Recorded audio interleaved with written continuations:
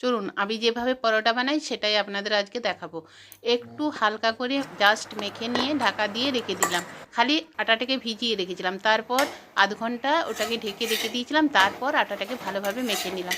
তারপর যেমন পরোটা মেলে সেই রকম মেনে নিলাম, তারপর একটা তাওয়া গরম করে যেমন রুটি সেঁকে সব পরোটাগুলোকে সেইভাবে সেঁকে নিলাম। তারপর দেখুন প্রতিটা পরোটাকে আমি এইভাবে সেঁকে নিচ্ছি। তারপর কড়াই বসিয়ে দিলাম, একটা কড়াইয়ে দিয়ে দিলাম সাদা তেল। সাদা তেলে এরপর যেমন লুচি থাকে সেইভাবে ছেঁকে নিলাম। এইভাবে যদি পরোটাগুলো করেন দেখবেন এর মধ্যে কিন্তু তেল একটুও থাকবে না, সব তেলটা ঝরে যায়। অনেকেই ভাবেন যে এইভাবে পরোটা ছাকা তেলে ভাজলে হয়তো অনেক তেল বেশি লাগে, কিন্তু আমি বলছি একদমই বেশি লাগে না, এতে বরং কম তেল লাগে। এই যে দেখুন প্রতিটা পরোটা আমি ভালোভাবে ভেজে নিচ্ছি, আমার ভাজা হয়ে গেছে। চলুন তাহলে খাবারটা দিয়ে দিই।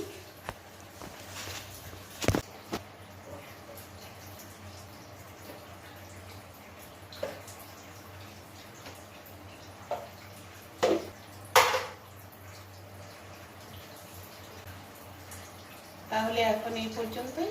সবাই ভালো থাকবেন, সুস্থ থাকবেন, সাবধানে থাকবেন, কেমন?